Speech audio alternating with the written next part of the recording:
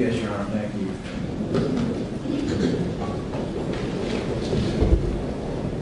Officer Kerrick, we last left off, and I asked you how many shots that you fired.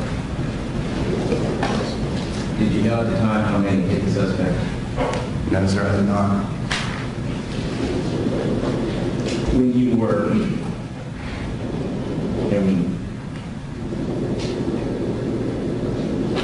after the whole incident, you were asked to go to the LSC, is that correct? Yes, sir, that's correct. And you voluntarily gave a statement? Yes, sir, I did. And did they ask you to do a walkthrough after that? Yes, sir, they did. And about what time of day, if you can recall, did you do that walkthrough? Approximately 11 a.m., somewhere in there. Not exactly sure. How were the conditions compared to what you experienced that night?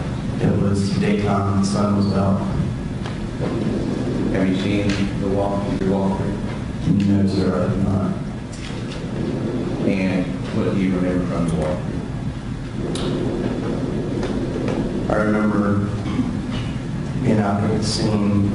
I was wearing sweatpants, a t-shirt, and flip-flops. And wanted me to demonstrate my actions that night, and someone else played the part of the suspect. I remember it known that he was charging at me. He reached towards the right side of his waistband with both hands.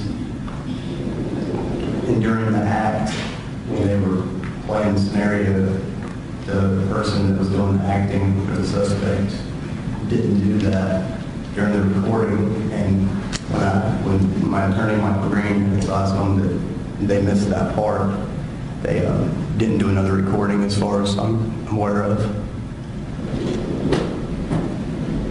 Was the officer who was coming at you coming as fast as the suspect that night? No, sir. When did you learn that you were being charged with voluntary manslaughter? At about 7 o'clock p.m. on September 14th.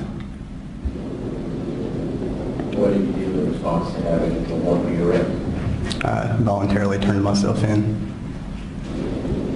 Were you terminated from Charlotte for police department? No, sir, I was not. Have you worked as a law enforcement officer since September 14, 2013? No, sir. How do you support your family?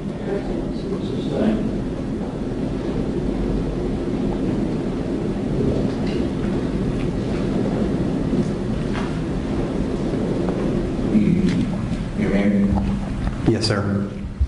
You have a son? Yes, sir. What's his name? Nolan. How old is he? Objection, ask the name. He's almost 15 months old. Why did you choose to take the stand today? To tell the truth about what happened.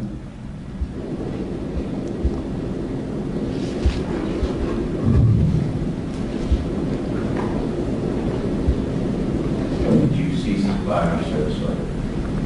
What's that, sir? I'm sorry. When did you cease firing your service weapon? When the threat was over. Is that how you were trained? Yes, sir.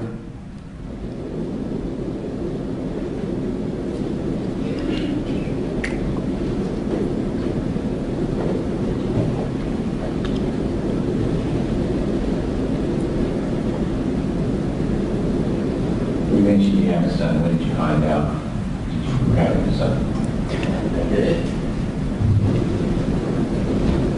4 days after the incident. Officer Kerrick, having nearly 2 years to reflect on the shooting, is there anything you believe you could have done differently given suspect's actions to protect yourself or your fellow officers from death or serious bodily injury? No, sir. Why not? This was a priority 1 breaking and entering call for service. The homeowner was at home at the time.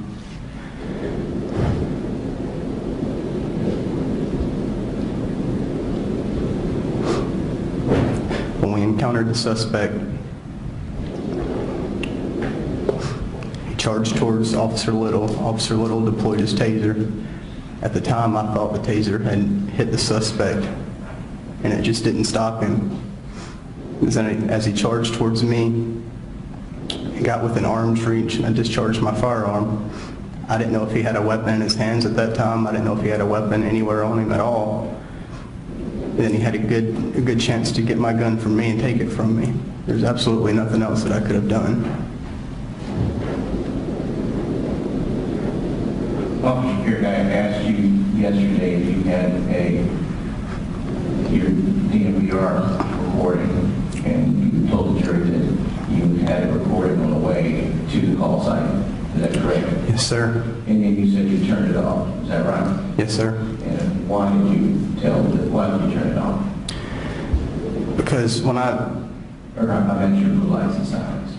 I turned off my emergency equipment prior to arriving on scene to try not to alert the suspect of my arrival.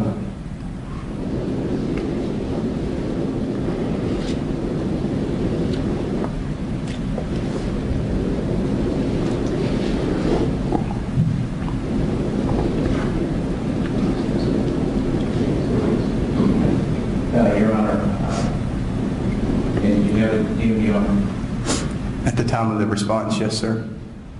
Your Honor, like to play what we have minutes, whatever, 6, Kerrick's DMVR.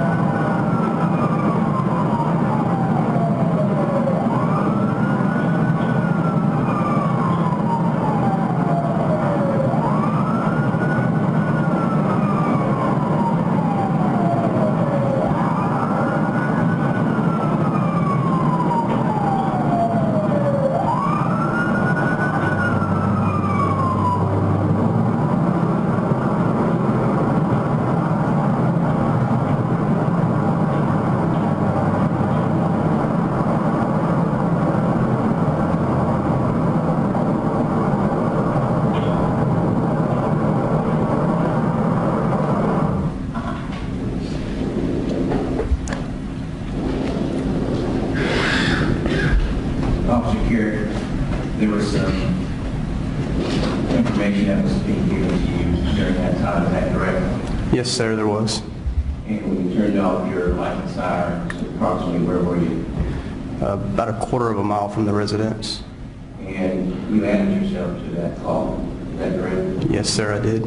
Why did you add yourself to that call? I thought that I was the closest officer on scene that could have made it to the scene. On October 7, 2011, is that what you swore to do? Yes, sir. Question, John. Did it cross examination?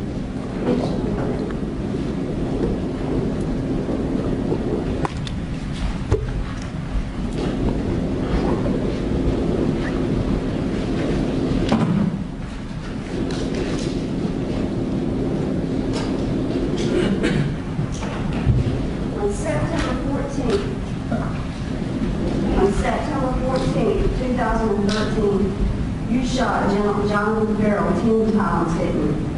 Yes, ma'am. You shot at him 12 times, right? Yes, ma'am. Jonathan did not have a weapon of any kind, did he? At the time, I did not know that. So my question for you is, Jonathan did not have a weapon of any kind, did I'm aware of that now. Yes, ma'am. he? And he died right there. Yes, ma'am. That was about 2:45 or 3 o'clock in the morning, right? Yes, ma'am.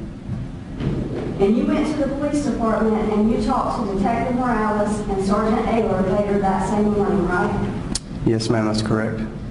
You sat there and you waited for them to come in and interview you for a good while, right? I sat there for a little bit. Yes, ma'am. While you waited, your sister came in and sat with you. Yes, ma'am. Your attorney came in and sat with you. Yes, ma'am. You were not in custody. Yes, ma'am. You were not, correct? Not in custody. No, ma'am. You agreed to speak to them. That's correct. Yes, ma'am. And I believe you said yesterday you spoke with Detective Morales and Sergeant Ayler that morning because you did not think you did anything wrong, right? Yes, ma'am. Do you want to take a minute and think about what you told this jury since you came in here yesterday? Yes, Your Honor. And make any changes? Let me hear her full question. No, ma'am, I do not.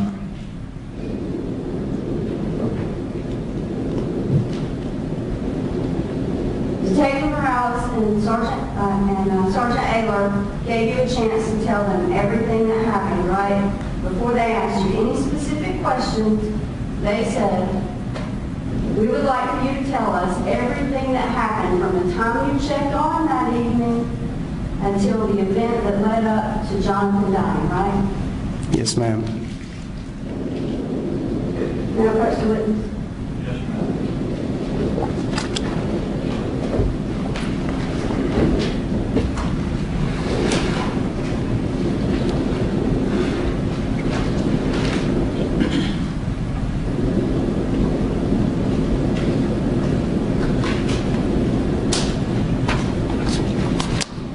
Now I'm going to show you what has been marked and introduced into evidence as states Exhibit 185. I'm going to take a minute and see if you recognize that.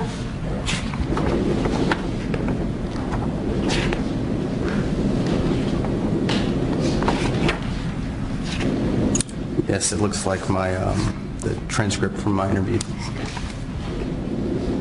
I'm going to ask you some questions, and I'm going to ask you to take this right here so you can follow along with me, okay? Yes, ma'am. I believe if you look on page 9 right here where it says Morales is talking, that's where he asked you to go ahead and in your own words, you had your opportunity to tell them about what happened, right? The first opportunity to tell them.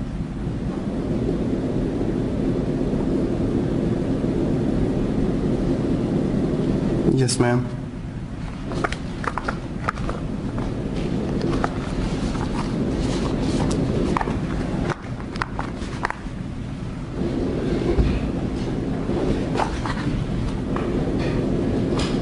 You told them you responded to several calls before midnight, a couple more calls, a large scene you checked to see if the store had been broken into, and then you heard a priority 1 beginning call, right?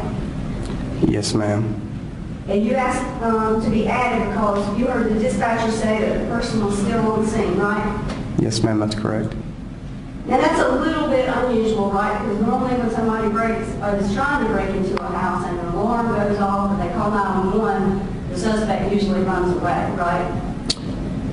Not necessarily, no, ma'am. Right, so, and that would be why Officer Neal asked if they knew each other, because if it's like a domestic violence incident or something like that, people tend to stay, right? Yes, ma'am. And you said that you wanted to get there pretty fast though, right? Because you wanted to catch the person, right? Yes, ma'am, that's correct. And you heard Officer Neal testify that your job as a police officer is to catch a person, right? Catch the person and protect the citizens. Right. That person would also be a citizen, right? Yes, ma'am. So you use your blue lights and your sirens to go to that area, and we just saw that, right? Yes, ma'am. You were going pretty fast. Yes. Trying to get there in a hurry, right? Yes, ma'am. Hoping you were going to find that person there, right? Yes, ma'am. But when you got close, you turned off your blue lights and sirens so they wouldn't know, so you'd have a better chance of catching them, right? Yes, ma'am. But you also turned off your DNVR. Yes, ma'am. Right. Now, there are at least two reasons why you are required to keep that DNVR on, right? One of those reasons would be so that every interaction between you as a police officer and the citizen is captured for the same reason why we're here today, right? So there'd be documentation of it. Well, Your Honor, she asked about 3 questions in there. It was a really long question, but I don't know. Just one question. You're required to keep your DNVR on to capture every interaction between you and other citizens unless you're doing like traffic control, right? If you are going to have an interaction with a suspect, then yes. Well, and that's what you just told us you were going to do. It was a priority 1. You said the most serious kind of call ever. You're going real fast because you're hoping they're still going to be there, but you turned it off, right? Yes, but And you had to manually turn it off, right? And I think he'd be able to finish his. yes, but if I was going to arrive on the scene as I did, the camera would have been facing straight ahead. It wouldn't turn to the left. It would not turn to the right. And that's. I'm sorry, go ahead, Jim. And it wouldn't have captured anything but darkness. I believe you told us you pulled right up to the front of her residence, facing the front of the house, right? The right side of my car, the passenger side of my car was facing the house. My car was straight ahead towards the road. Okay. So you're looking for somebody, but you don't want to capture that on video. Well, yes, I would like to capture it on video. Your directive says you're supposed to leave it on until the encounter is over, right? If you have an encounter, yes.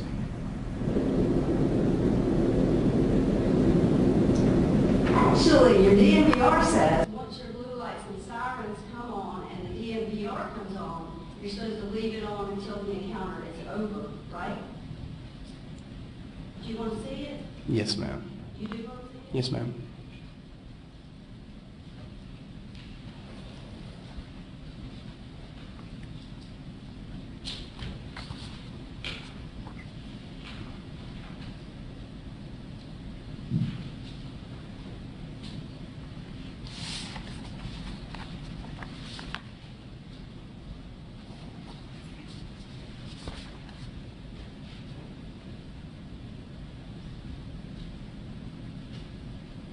Let me know when you've had a chance to look at it.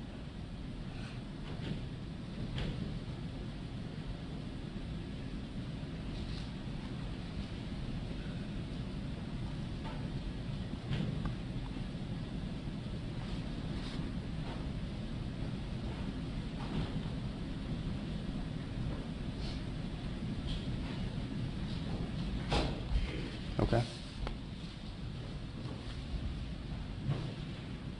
Read for me if you will. 3B.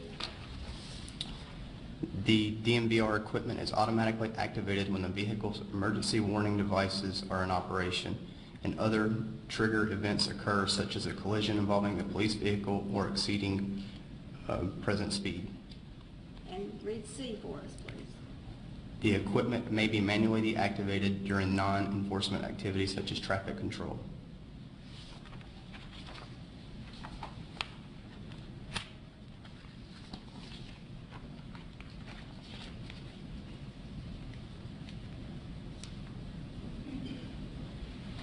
You want to take a second to look at that part too?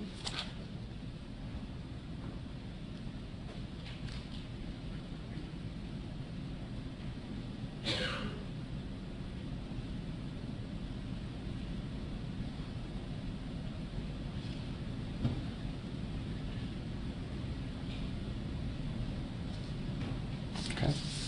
And you can read it for us if you want to, but what it says is, if you have an emergency response and your lights and sirens come on, you can turn it off if the response is canceled or when the event is over, right? Is that what it says? It's basically what it says. You didn't tell when Detective Morales and Sergeant Angel gave you that chance to talk and tell them everything that day. You didn't tell them that you turned it off because you wanted to save space. You didn't tell them that, did you? I believe I recall telling them that I turned it off as my common practice working in the field. That's normally what I do if I'm not encountering someone directly. I'm glad you said that because I was kind of wondering that. So, Actually, I was saying, legislative Mr. Carter, straight his comment. so normally, when you respond to an emergency situation, you turn your DMVR off. Depends on the situation. The purpose of the DMVR is to document what happens between the police and the citizens, right? Yes, ma'am. And there's a second purpose for that, and that is so that your supervisors can go in and just randomly pull up your DMVRs and look at them so that they can give you reviews, correct? Yes, ma'am. But on most calls for service, you're not standing in front of your patrol vehicle. I understand, but there's nothing in here that says if you're not standing in front of your patrol vehicle, you should turn it off, is there? No, ma'am. And once you do turn it on, if you leave it on, you cannot manipulate it or change it, right? No, ma'am, you cannot. But you can turn it off so that there won't be any record of what happened between you and the citizens, right? I can turn it off, but if there's going to be an encounter with a citizen in front of the patrol vehicle, I would leave it on.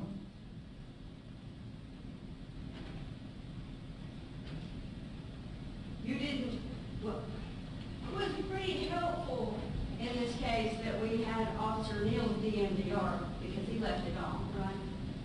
Yes, ma'am. If you had left yours on, we would have seen you pulling up in front of Officer Neal, right? You would have saw you would have saw me behind Officer Little. And you would not have been able to manipulate that if you had left it on, right? Yes, no. No, you would not be able to manipulate the DMVR. No, ma'am, I would not. So you turned it off. Yes, ma'am, I turned it off when I shut off my emergency equipment.